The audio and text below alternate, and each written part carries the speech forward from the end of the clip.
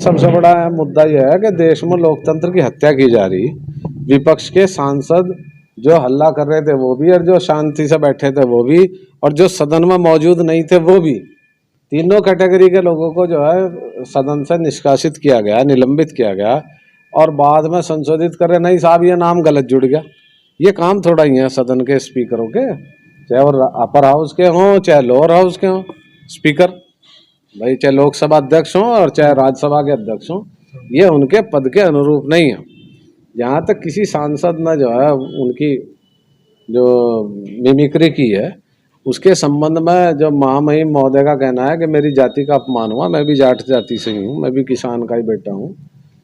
महाराज आप कहाँ थे जिस समय इस देश के गौरव के लिए लड़ने वाली लड़कियाँ दिल्ली में बैठी थी और उन्हें आपकी सरकार जो है उठा के फेंक रही थी, रात में उन्हें जो है जबरदस्ती उठा के फेंका गया। जब कहाँ था आपका किसान सम्मान, जब कहाँ था आपका जाति के सम्मान।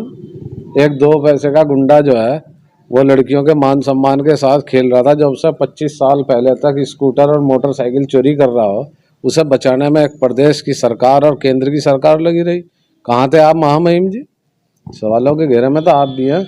एक नारी मुख्यमंत्री थी, उसके खिलाफ आपने महामहिम रहते हुए पूरा प्रयास किया क्रश करने का, एक पॉलिटिकल एजेंडे पर। एक मेरे पास एक वीडियो है, उसमें मोदी जी कह रहे हैं कि हम 1 रुपये 10 पैसे प्रति यूनिट बिजली दे रहे हैं।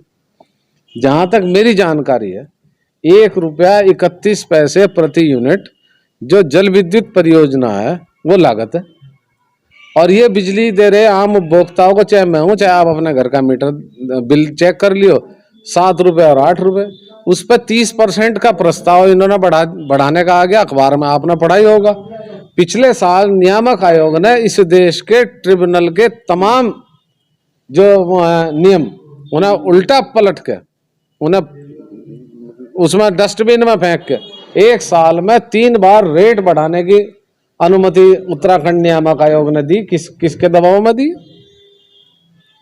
और अगर ऐसा हो रहा है तो वो ये मोदी जी के विरोध में ही कर रही है सरकार का। हमारी मांग यह है कि इस देश में लोकतंत्र जिंदा रहना चाहिए।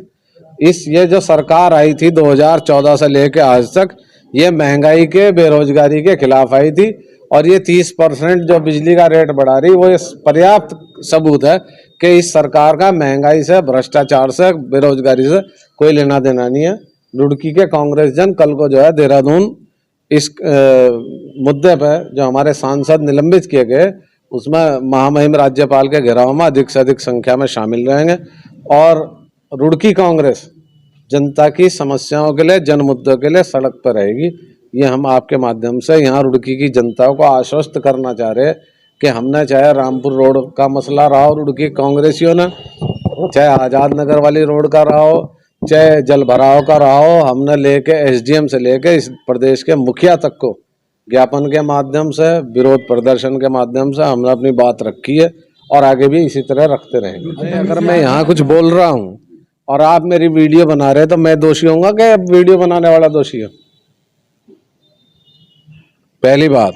दूसरी बात, जो सांसद संसद में मौजूद नहीं थे और उनके निलंबन की जो कार्रवाई की गई वो उचित मानते हैं आप?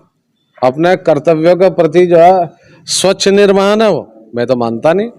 और अगर इस तरह का आचरण किया गया सदन में तो गलत है। एक सांसद विदुड़ी जी, वो एक हमारे वरिष्ठ सांसद को किस तरह से अपशब्दों का प्रयोग करें, उनके खिलाफ एथिक्स कमेटी ने कोई एक्शन लिया और महुआ मोइत्रा की सदस्यता खत्म कर दी।